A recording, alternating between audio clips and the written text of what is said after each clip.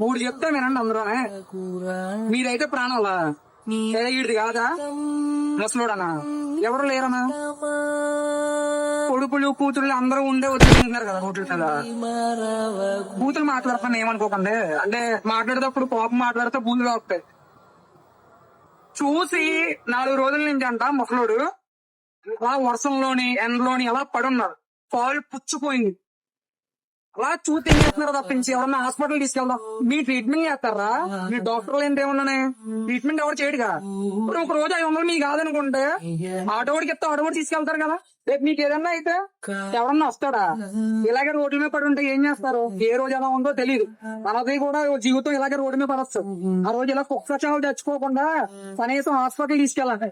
చచ్చిపోతే ప్రాణం తగలబెట్టండి, దహన సంస్కారం చేయండి, అంతేగాని ఇలా వదిలితే ఇంకా అర్థమవుతుందా?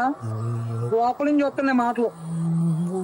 ఇది నా తాత కాదు, నా చుట్టం కాదు, నా ఫ్రెండ్ కాదు, ఏది కాదు. నాకు అడ్డు నాకు ఆడు మనిషే, నేను మనిషే. నాకేదైనా సాయం చేయాలనుకున్నా ఒకటి సాయమే కావాలి.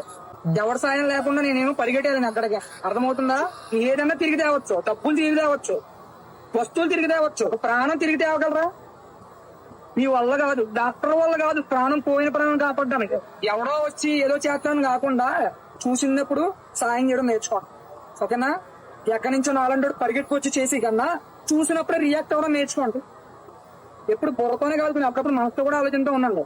వీడు బతుకుతాడు లేదు తెలియదు, తీసుకెళ్తున్నా చచ్చిపోడు అనుకో, నా మీద కేసు అయినా జైలు కూర్చుంటావు. అర్థమవుతుందా?